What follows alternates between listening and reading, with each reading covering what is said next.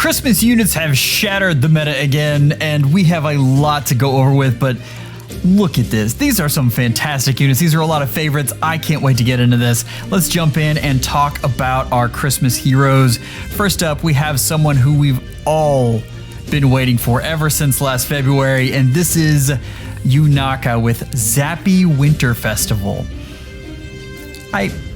Anyway, I love the new forest background. This looks really nice. And Yunaka looks amazing because she's Yunaka. I mean, hiya papaya. So, we have another engage unit. This is another ranged cav, and we've been getting a lot of those lately. It's a very common archetype, and they've all been bonkers with their piercing. This is no different here. Silent Yule Knife, you get Kanto Distance, max 3, which we've seen how good this is on Kagero. This is a fantastic hit and run unit. We've got Accelerate Special Triggers, we've got Slang. At start of combat, if above 25%, you get an Omni +5, and bonus to units attack and speed equals 9 minus number of allies adjacent to unit times 2. This is another one of those things where the more adjacent units, the more penalty you get. But for the most part, if this unit is used as a hit and run unit, you're going to get attack speed +9, which is really nice. You've got neutralizes effects that prevents units follow-up attack. Fantastic. And neutralizes effects that inflict special cooldown charge, so you get half tempo. Like, that is really good. This is everything you want on a hit and run unit. Also, if unit initiates combat, reduces the percentage of foes non-special, so this is piercing by X times 30. And reduces damage from foes' first attack by percentage X times 30 during combat. And X equals number of spaces from start position to the end, max 3. So yeah, that's a lot. You get a max 90% piercing and 90% damage reduction. If any space within 2 spaces of unit has a divine vein effect applied or counts as difficult terrain, excluding impassable terrain, value is treated as 3. And this is going to be weird through this entire deal, and this is going to drive me nuts. But first attack normally means only the first strike for effects granted, and basically saying first attack means brave. Like, it is taking into account brave, which is really good on this unit and hammers home the need for piercing. Hold that thought. After combat, if unit attacks, you get Dagger 7. You get Luna on this unit. You're going to want lethality. That is what this unit wants to run. You got Flared Sparrow. Flared Sparrow is amazing, especially with what you're working with there. And you get Assassin Strike, which is the go-to B skill for a lot of units right now. So you get out of combat 7 damage, which is fantastic. And then you get speed defense -4 on foe. And you get true damage based on foe's defense. We just saw the res version of this, and this one is fantastic as well. And I want this on an arcane unit so badly because I need to hand this out to a lot of units. Fatal Smoke 4, which is kind of a combination of what you need out of colorless Sea Feud and Deep Wounds, which is fantastic. You're going to keep units from healing, and with the damage reduction this unit gets, you're going to have piercing. You have to have piercing to deal with this unit. That's all there is to it. But keeping Miracle from happening is kind of insane. So, those are nice. I don't know. Right now, I want to see the rest of this, so I'm getting annoyed by the little descriptions. But yeah. And here we are with Edelgard. So we've had Hit and Run. Now we're going to have Galeforce. This unit is not a savior. Do not try to make her one. But you notice she's already getting charged as she's going through here. We're going to go over a little more of her effect, her preference weapon once we get into the replay here in a second. But this has Slaying at start of combat if above 25%. And unit initiates combat, applies Divine Vein Flame on 5 spaces in a line centered on foe's space and on 5 spaces behind those spaces. You're going to see that this is really targeted towards Catria balls, which are kind of falling out of style, but this is still really good. And then for 1 turn after combat, at start of combat, if unit's HP is greater than 25%, inflicts attack defense minus X on foe. X equals 15, and this is that the more units that are adjacent, the worse it gets. Still, most of the time for the way this unit plays, you're going to have X equals 15, which is a huge debuff. That is really fantastic.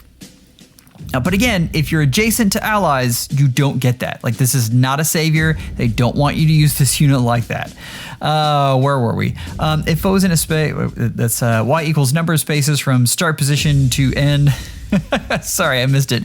Grant special cooldown count minus Y to unit before unit's first attack. Y equals number of spaces from start position to end position of whoever initiated combat, max of 3. So we've got Armored Blaze. We're going to go over that in a second, but I mean, this screams Galeforce, and you're going to have to excuse me if I miss some of this text because God only knows there is a lot of text in this video. If I miss it, please let me know down in the comments. I usually pin those and let folks know that I missed something. But this is kind of fantastic. Like, this is really getting you almost a one-tap Galeforce. Actually, this is a one-tap Galeforce. Like, this unit wants to be Galeforce so badly. They're trying to get you guys to do this. Where were we? and reduces the percentage of foes non-special. So it has piercing. That's crazy. So we have a lot of piercing, a lot of movement, a lot of special cooldown. Yeah. And also, if unit has weapon triangle advantage, or if foe is in a space where allied Divine Vein Flame is applied, neutralizes foes non-special. If foe would reduce unit's HP to 0, unit survives with 1 HP effect during combat. So they want to get rid of Fallen Maria. They want to nerf Fallen Maria so hard. Like, they want her gone out of the meta, which is nutty. It's Attack Defense Prime 4. We've seen this before. This is the attack defense version, and she's going to get a lot of bonuses from all the stuff that she's got going on. So that is something that's not going to be too difficult to proc here, or to have prepared rather. We didn't go over Armored Blaze. Come back, don't scroll away. There's so much. Boost special damage by 40% of units. Defense, so Bonfire-esque. If foe's range equals 1 and unit or foe special is ready or triggered before or during this combat. So it's the same thing we've seen with Armored Flow, but what this is the range 1 version. So it's special damage reduction that is melee. That is fantastic for a lot of units, and this unit, if you want to fodder her for this, it's going to be tough, but that is a very good skill to hand out for your near saviors right now. Raging Tempest. We're still reading. At start of turn, if unit's HP equals 100%, or if any foe is within 3 columns or 3 rows centered on unit, grants unit can move 1 extra space. So you got charge there that it actually gives you as a bonus to help you with Attack Defense Prime.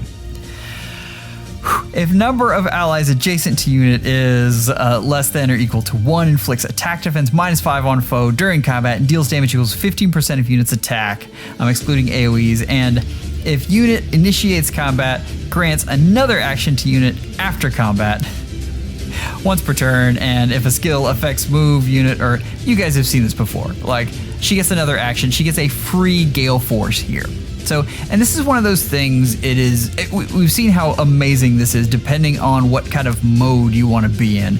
You can go for the full-on Galeforce build, or you can go for the build that is using Armored Blaze to try to absolutely smack people. Or give her another special that does damage. I mean, there is, as long as you're player phasing, like this unit has a lot of design options in the player phase. She just doesn't have enemy phase at all. I prefer designs that kind of let you do both, but this is a very powerful unit, and yeah, I don't think we can complain. Edelgard fans, I think you're very happy. And Defense Res Ploy 3 is amazing. She's going to have high res. We're going to see it in just a second, but you're going to get Ploy and Exposure on foes. Like, wow. Pierces her foes with a powerful special and lays waste to them. That's nutty. I don't even know. Res of 44, defense 47, attack 63, speed 17. Like, this is the kind of unit that you want them to just absolutely dump speed, and they did. Notice the pattern there for the Divine Vein Flame. So it's the row that the unit's on, and then the row behind it. So keep that in mind. It'll be a little funky if you do diagonals, but I mean, this is very good. For hit and run type stuff, this is also very nice because Edelgard is pretty good at hit and run. If you put pivot on her, she can easily get out of the way of other foes. Very clear roll though, so that is a thing. Yeah, this unit is just smacking everybody. Next, we have Dimitri. Oh, good old Dimitri. We have him as an Axe Cav again, and I don't love that. I was hoping for some variety. We already have the Axe Cav that comes in and just destroys things, and this is more of that. I would have at least would have liked a different, maybe a sword or a lance, or I guess he's already had a lance. Maybe a sword. Just more stuff. But yeah, they're really stuck on him being either an axe or a lance, and I guess there are units that just have one, so I can't complain too much. But enables Canto 2, that's very good. Accelerate special trigger, so slaying. At start of turn, if unit's HP is greater than 25%, grants attack speed +6 and null follow-up to unit for 1 turn. And that's in brackets to help him out with the attack speed prime. At start of combat, if unit's HP is greater than 25%, you get Omni plus X to unit.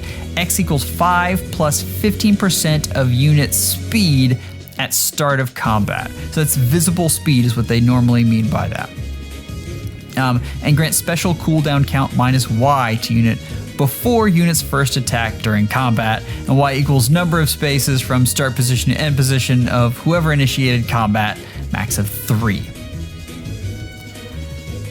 You notice that is in the player and the enemy phase, and that is significant. We're going to see in just a second. This is a really interesting unit, and we haven't seen a whole lot like it. We're going to go a little further here, though. Yes. If number of bonus effects active on unit, excluding stat bonuses greater than or equal to 4, well, that's more of the that's more of the cooldown, which is really nice. You're gonna probably have greater than 4 all the time because you're gonna want attack speed prime 4 effective, and he's got a lot of bonuses that they're handing off to him, and restores 7 HP to unit after combat. This is, we need to move on. There's more to this. No quarter. I think this is inheritable, and I say that because he's already got a preference B. So be on the lookout. This is a very interesting skill. We'll have to see when the data mine drops, but I'm kind of excited about this. Boost damage by X% of units attack when special triggers. If foe is armored, X equals 40, otherwise X equals 30. If special triggers, neutralizes foes, reduce damage by X% effects from non-special skills. If this is truly inheritable, which we don't know, there's a possibility otherwise, but I think this would be a piercing special for melee calves. And there are a lot of places where that would be kind of amazing. I personally want this for myself. I don't know if I can bring myself to fodder away a Dimitri, but my legendary self always loves stuff like this, and yeah. Attack speed prime 4, we talked about that. That's amazing. Barbarity. And here's where things get interesting. Like, up until this point, this unit is supposed to go in and just smack the crap out of things. Like, that is his goal in life. And here we get a little depth. So at start of combat, if foe's HP is greater than 25%, inflicts attack speed defense -4 on foe during combat, deals damage equals 25% of unit's attack, excluding AoEs, and reduces damage from foe's first attack by 40%, and that includes Braves. And also, after combat, grants Vantage and Dodge to unit, and inflicts Omni -6 on target and foes within 3 spaces of target through their next actions. Vantage is the interesting one there. The hard part there, now we have piercing available in no quarter, but you're going to have to make sure that anytime, because I mean, what they're really getting at is the hit and sit strategy, where you go in, smack one key unit, and then back up a bit and let the wave hit you as you vantage them. This can be very powerful. He has enough oomph to take out nukes. Like, that's not an issue. I think he can very easily do that. The question is the nukes like, say, Duo Asker or someone with more bulk. He's going to have more trouble one-shotting them. And it's not Brave, so he has to one-shot for that vantage to really matter.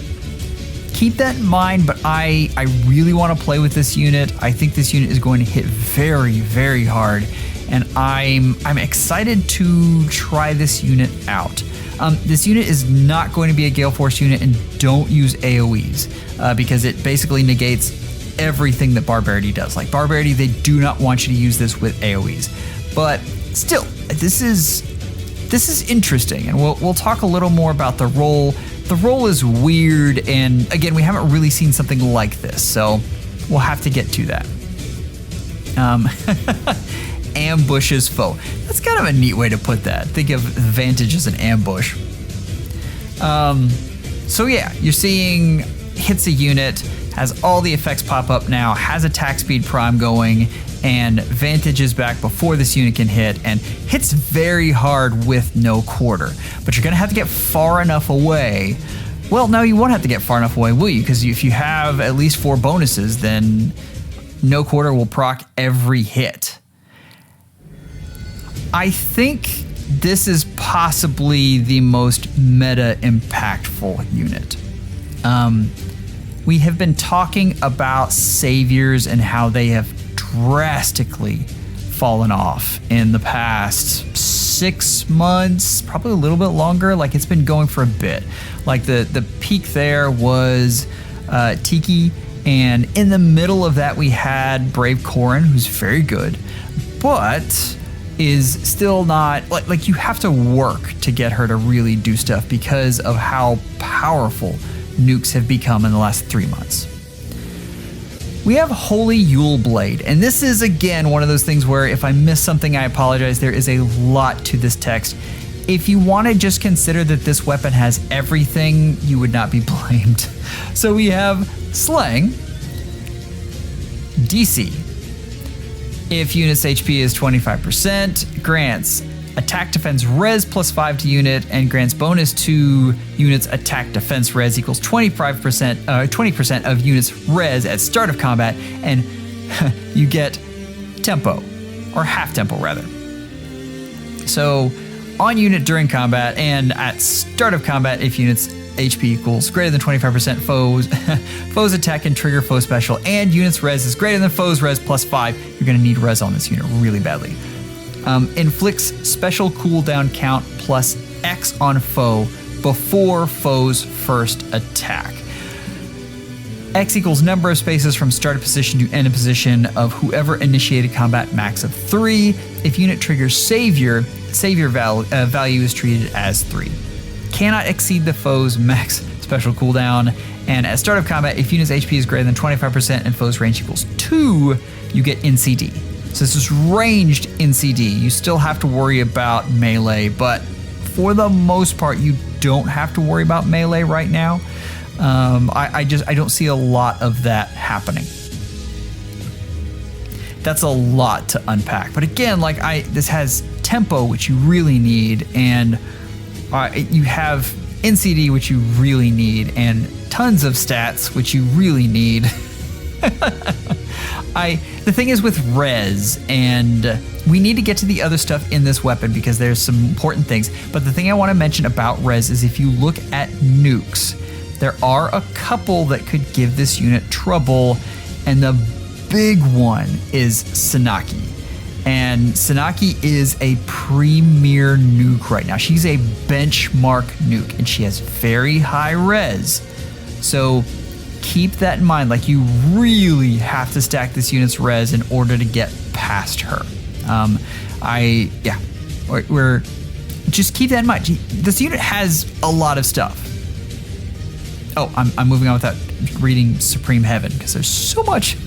Boost damage by X% of units attack when special triggers.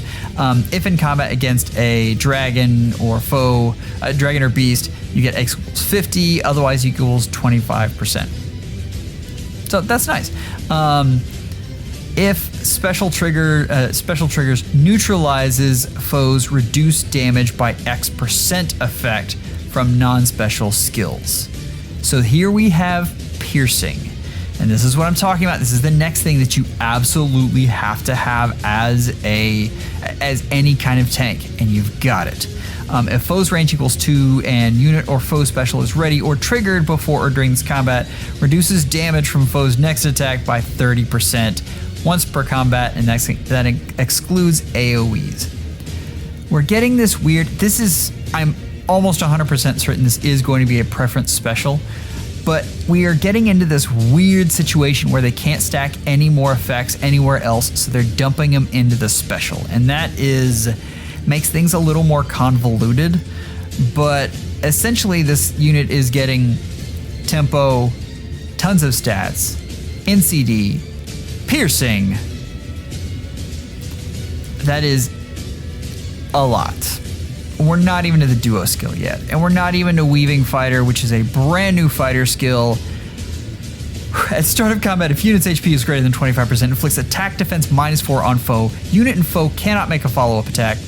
Reduces damage from foe's first attack by X%. If foe can make a follow-up attack, X equals 80. Otherwise, X equals 40, and reduces damage from foe's follow-up attack by 40% during combat. And then, of course, first attack means brave. They said a really long way. And restore 7 HP to unit after combat. I don't love this on this unit because so many units have null follow-up, or at least offensive null follow-up, that I'm not sure this really helps. But still, it's interesting. I could see it coming into place in some cases, and I'm going to have to really unpack this a little more, but I think there are other skills that I would rather this unit have. We've got, inflicts attack defense -4. But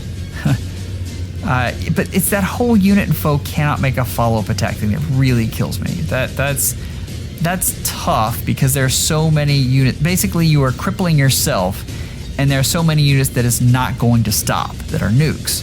So I don't love it. I'll have to think about what I really want on this unit other than that.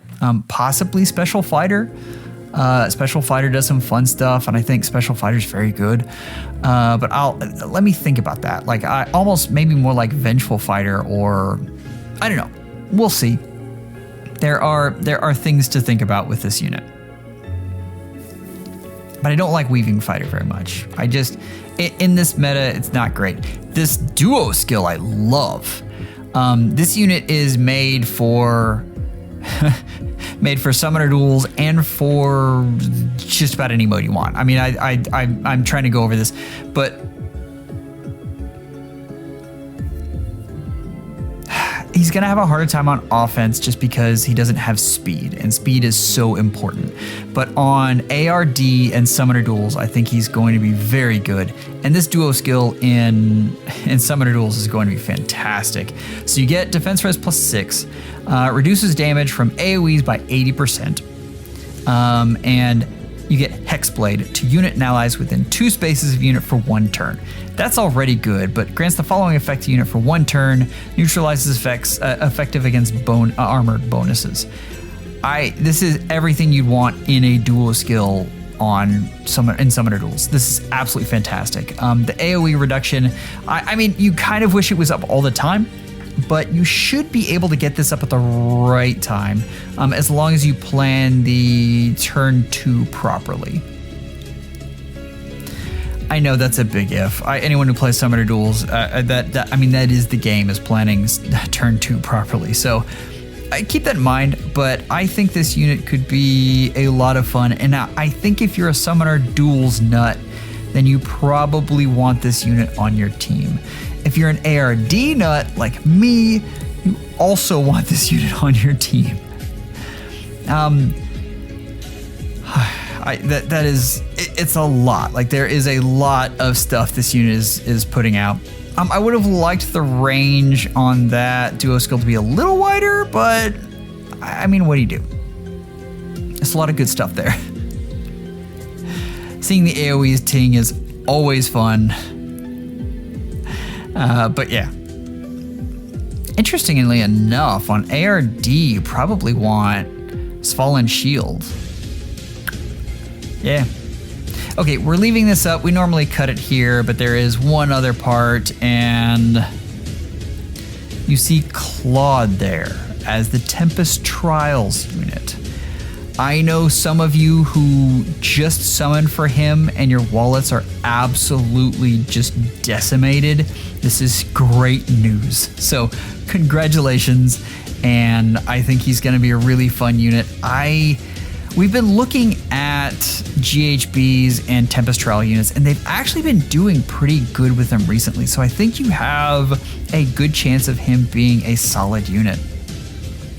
So yeah, we will check to see if there are 2 sparks. I completely forgot to do that. That's always nice to see. So you get 1 spark, that's great, and you get 2. Okay. Normally they do that for you get 3. Sorry. You get 4 sparks. They are just gunning for your orbs. Wow. Let's look quickly at the summoning odds. I usually post this otherwise, so we don't really have to go over this too much. I mean, if you're summoning for green, you're really happy. If you're summoning for Yunaka, bless you. RNG is tough, and I hope that you are on the good end of that. Red and blue are really about the same. Green, I mean, if you want Dimitri, I think you're in a great spot right now. So, but yeah, this trend has been going for quite a while, and it's not going to change now. Ranged nukes. Let's hit the tier list and talk about Yunaka. I've got Yunaka right under Sanaki because Sanaki has Brave, and it is debatable over where that top line, they're all really good. Like, it really depends on what you want to do. Like, on Summoner Duels, I'd much rather have Claude. On Aether Raid's defense right now, I would rather have Sanaki, and I'm not sure where Yunaka fits in that. I am guessing that... See, she's more of a hit and run unit, but she would be awesome on a Cav line, and there are also Kagero type lines that you can play with, but she doesn't have the extra range. She can still be used in Summoner Duels. Like, all 3 of those units are good. If you hear the the uncertainty in my voice, that's because they are really amazing, and it's tough to really parse that out. The meta tier is very good, and if you pick one of those as your favorite, you're going to be very happy. The only reason I have Hinoka down a line is because she just doesn't hit as hard as the other units. That doesn't mean that she's not a better unit, because her support capabilities are amazing. It just means that in a pure nuking stance here, she's 1 tier down. That's really it. Moving on, Galeforce Initiators. All right, we went back and forth on this.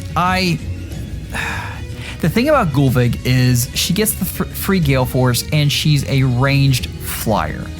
What that means is that terrain is harder to hold her back. In fact, it just doesn't.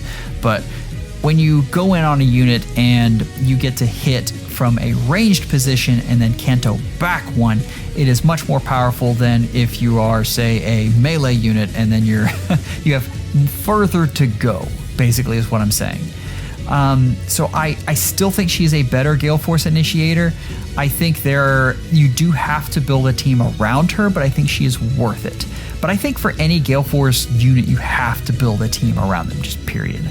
As far as Edelgard goes, I think she is going to be amazing at either Galeforce or Hit and Sit. I think both of those are going to be very powerful strategies for her, and there's a good possibility that you go in and just wipe the floor with the other team and leave one unit alive. And I mean, even if you took off Prime on her and then just let them ting off of her, I think that would be very good. And in fact, I mean, that is where Far Save could be kind of nice. Essentially there being, you leave Far Save on there and all of your units are in range of that Far Save. And so without DC, that last unit tings against her, and then you can either pin that unit or, yeah, there are a lot of fun things you can do with that. Just keep that in mind, and she's still really good. Like all of those top row, I mean, the Edelgards and Gulveg. That's, yeah, you're not going to be sad about any of those if you have them as Galeforce initiators right now. I still like Ephraim a lot. I think he does great. Lynn should be dropped from tier 1 into tier 2, but I don't have the heart to do it yet. Give me one more banner, and I promise you she'll be in her right place. Right now, though, I'm leaving her in tier 1, and just, yeah, leave that one for me. Looking at melee nukes, I think Dimitri is amazing, and I think he is probably the best one out right now. There is an added thing there where he performs a different role than a lot of these melee nukes, but if you look, most of these perform multiple roles. If you think about Crom there, Crom has some amazing utility as a support unit. Actually, same with the Annas. Like they're a great nuke and they're a great support unit. I'm not ranking them on that, but that is, all of these units usually have something else about them, and it's why I'm not as high on Tea Time Ira and Sheds. They don't have the extra stuff that all of these other units do. Now, as a category, melee nukes do not affect the meta as much as a lot of these other units, but I do think Dimitri is very interesting, and I'm looking forward to seeing how people use him. Last, but certainly not least, I think the Byleths are meta tier, and I didn't even question it. Like, they are there. Keep in mind, I still like Corrin better on offense, and I will say that the Miracle build on Bridal Tiki is amazing and might give her longevity past what the Byleths have. Might. That's a big might. Just understand that. But the Byleths just have everything. They're really, really good. And so, yeah, I'm really curious how, I know some folks are going to use them on offense, and I want to see how. So I want to get this unit and this is probably going to be my target. This is probably the most meta influential unit. I will probably go for these Byleths, and yeah, I might stop all the way to get a Dimitri because I love him, but yeah. If you want to hear more about what's going on offense, I just put out an Astra guide that goes over every single Astra Mythic, how to use them, what kind of team comps you want, and all of that great stuff. Check that out. Summoners, good luck with your orbs. Let me know in the comments who you're summoning for, and take care and schedule an appointment with your FEHology real soon.